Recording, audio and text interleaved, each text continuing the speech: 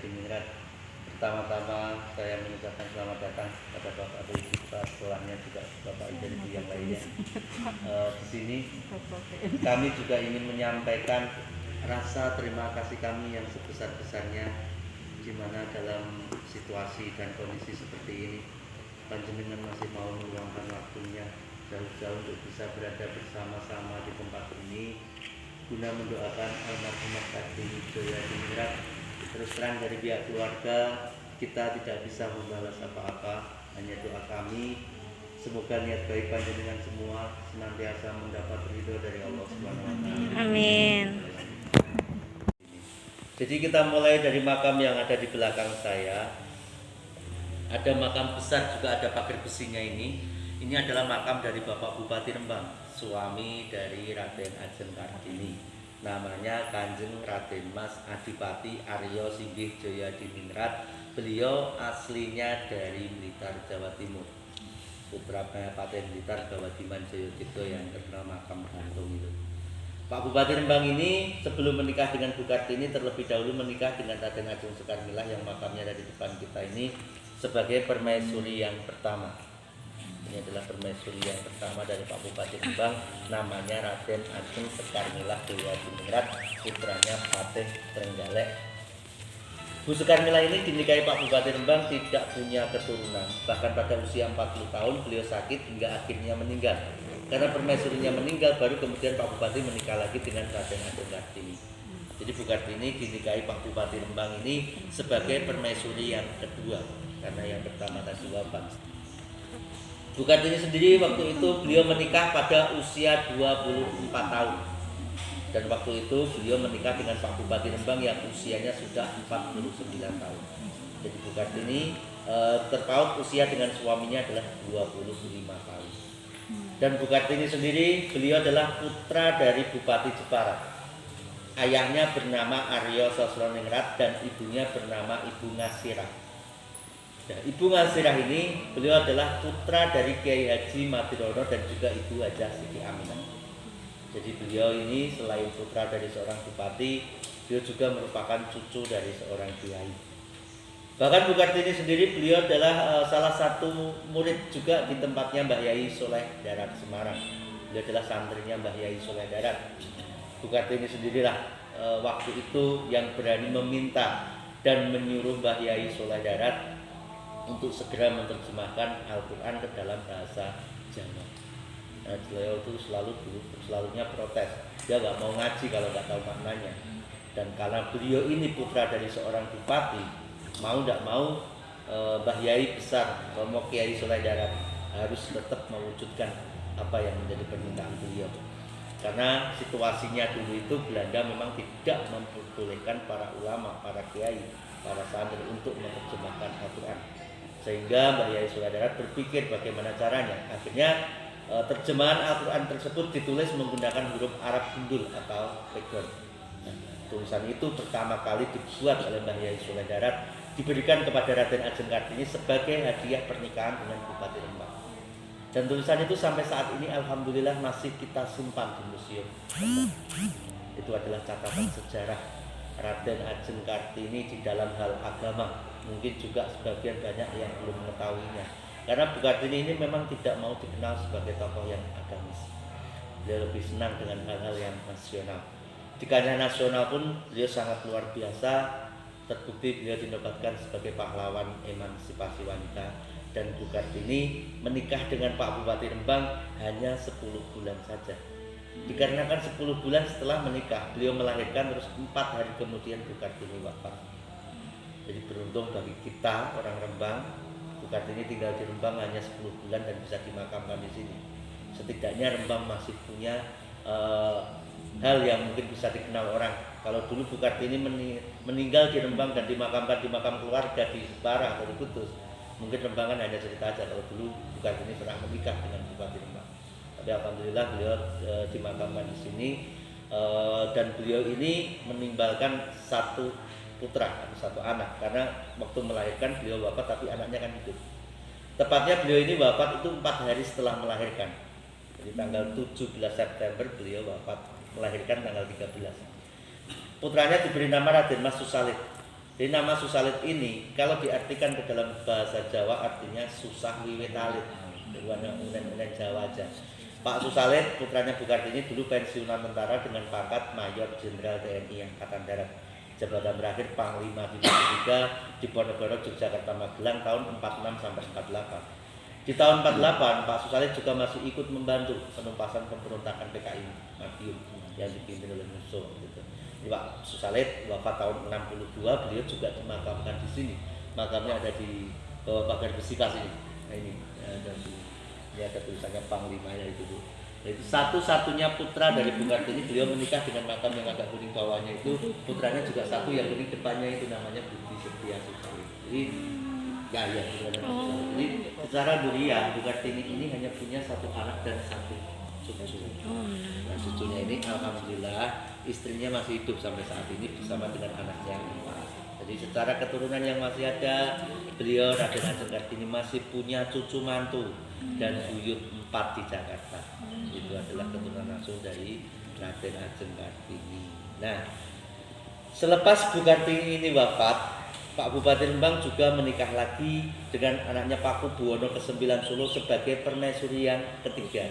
Nah, permaisuri yang ketiga ini beliau waktu melahirkan yang di dalam ini beliau wafat bersama dengan anaknya. Ini namanya anaknya Raden Ajeng Sri Urip Joyadiningrat dan dimakamkan di sini untuk menggantikan posisi ibunya.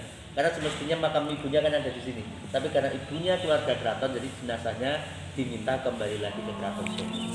Diwakili oleh anaknya.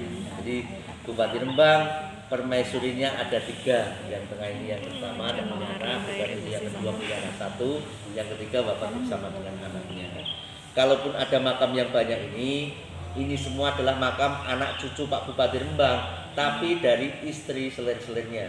Dikarenakan selain permaisuri 3 yang saya ceritakan ini, Pak Bupati Rembang juga punya selir 4. Gitu. Jadi sejarah dulu bupati kita kan Bupati Rembang bupati kita ya Pak ya. Itu dulu waktu menjabat menjadi Bupati Rembang itu istrinya selalu ada 4, tidak kurang dan tidak lebih. 4 ini terdiri dari 3 selir dan 1 permaisuri.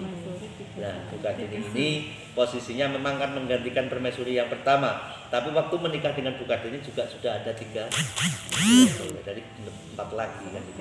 Jadi selalu ada 4. Nah, dari ke-7 istri Pak Bupati Rembang ini, Pak Bupati Rembang punya anak kurang lebih ada sekitar 13. Jadi dan saya sedikit mau mengulas karena bagaimanapun di sini juga ada salah satu makam yang perlu kita ceritakan karena kita ini orang Rembang biar tahu sejarah. Jadi selepas Pak Bupati Rembang, suaminya Bu Kartini ini wafat, Bupati Rembang diberikan atau dilimpahkan atau diwariskan ke anak dari selir yang pertama, namanya Abdul Karnen Joyadiningrat. Jadi Abdul Karnen Joyadiningrat itu adalah anak Pak Bupati Rembang dari selir yang pertama, anak tiri dari Raden Ajeng Kartini. Beliau dalam catatan orang Rembang, catatan sejarah Rembang, mungkin bupati paling lama, sekitar 31 tahun beliau menjadi Bupati Rembang, dimulai dari tahun 1912 sampai 1943. Yang jadi pertanyaan, kenapa dari selir yang pertama yang jadi Bupati Rembang, kenapa tidak Pak Susalit yang putra dari permaisuri? Dikarenakan Pak Bupati Rembang waktu wafat, Pak Susalit ini usianya masih 8 tahun. Dan Pak Bupati Rembang ini memang bukan Bupati Rembang yang pertama, tapi dalam sistem pemerintahan beliau yang pertama di bawah kolonial Belanda. Jadi salah satu ketentuan seorang bupati itu pasti tetap karena sistem pemerintahan tetap umur. Kan gitu kan. Jadi karena memang masih kecil, jadi dilimpahkan ke anak dari selir yang pertama, namanya Pak Abdul Karim tadi, makamnya ada di pojok sana. Pak Abdul Karim itu yang ada patungnya itu beliau jadi Bupati Rembang tadi saya ceritakan dimulai tahun 1912 sampai 1943. Dan dia lengser 43 ini bukan karena apa-apa, karena memang Rembang sudah dikuasai oleh pasukan Jepang. Jepang sudah masuk ke wilayah Rembang dan beliau menjadi buronan. Akhirnya beliau lari ke Yogyakarta untuk menyelamatkan diri, wafat dimakamkan di sana. Setelah kondisi aman baru dipindah lagi ke sini. Itu adalah Abdul Karim. Dan Pak Abdul Karim juga mungkin sedikit sekali seorang raja pada tahun itu yang hanya punya 1 istri. Beliau ini istrinya 1. tapi anaknya ada 22. 22. Jadi ke-22 anak Pak Abdul Karim ini yang wafat bayi ada 6, yang hidup sampai dewasa ada 16. Dan dari ke-16 putra-putra Pak Abdul Karim ini banyak sekali yang menjadi pejabat negara. Kalau dulu pernah ada nama Profesor Abdul Ghaffar Pringgo. Pak Pringgo adalah Menseknek pertama. Menteri Kehakiman juga pernah. Beliau yang mendirikan Fakultas Hukum di Universitas Airlangga Surabaya dan pendiri ITS. Nah, beliau makamnya ada di pojok sana, ada di sini juga. Terus ada juga Pak Haryono yang di belakang ini. Ini Pak Haryono yang marmer ini, dulu beliau adalah Direktur BI. Pak Haryono S dulu tanda tangan di mata uang yang Ki Hajar Dewantara 20.000 itu. Nah, terus ada lagi Ibu Haryati Subagio, dulu ada Menteri Sosial, Menteri Sosial itu juga masih cucu dari Pak Bupati Rembang. Iya, itu dari sini. Iya. Kakaknya wafat kemarin dimakamkan di sini. Mestinya Bu Haryati Subagio itu wafat tahun 2005. Itu rencana mau dimakamkan di sini, tapi karena anaknya keberatan karena jauh, akhirnya dimakamkan di Kalibata. Nah, terus ada juga ini yang ada bambu runcingnya itu dulu Dr. Anissa Cananto Joyodendra, dia adalah dulu komjen di Los Angeles, Amerika. Jadi walaupun anaknya banyak tapi sangat luar biasa. Dan sekarang masih ada satu nama lagi di Jakarta yaitu Pak Heru Joyadiningrat, itu adalah komisaris Pelindo. Itu adalah keturunan-keturunan beliau yang bisa mungkin dikatakan satu keturunan seperti itu aja sudah sangat luar biasa, apalagi hampir semuanya kan ini. Mungkin hanya itu yang bisa saya sampaikan. Mungkin mau ada yang ditanyakan, kalau tidak mungkin kita cukupi sekian.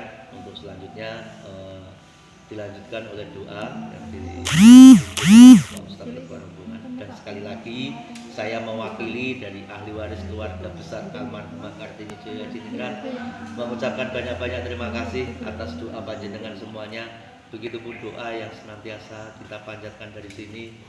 Semoga semuanya nanti setelah dari tempat ini hingga melanjutkan ke perjalanan yang lain dan nanti sampai di rumah masing-masing selalu diberikan kelancaran dan keselamatan oleh Allah SWT. Amin. Ya Rabbal Alamin. Wabillahi taufiq wal hidayah. Assalamualaikum warahmatullahi wabarakatuh. Pertimbangannya adalah ini salah satu tokoh nasional kita. Yang kedua, salah satu beberapa guru ternyata ada guru dari Madiun, dari Jawa Timur itu malah kesininya waktu SD.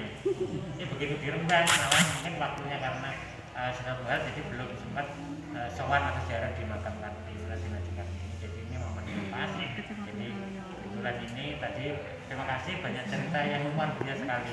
Selama ini kita tahu ini kan hanya makamnya Raden Ajeng Kartini, tapi ternyata banyak sejarah yang disampaikan, banyak informasi, banyak justru banyak tokoh-tokoh nasional juga yang ada di Indonesia ini lahir dari keturunan dari Bapak Bupati Rembang. Itu semoga kita jadi nanti harapan kita nanti kita bisa ceritakan kepada anak-anak kita di sekolah. Jadi literasi sejarah ini sangat bagus sekali. Yang terakhir kami juga mohon maaf Mas, mungkin kedatangan kami dan nanti ada satu yang kurang berkenan dan jauh merepotkan biasa kami bisa mengucapkan terima kasih. Kami mohon Pak untuk tahlil dan doa kalian karena Mas memberikan dari Pak Tom. Itu dari Dinas Sosial lagi. Wassalamualaikum warahmatullahi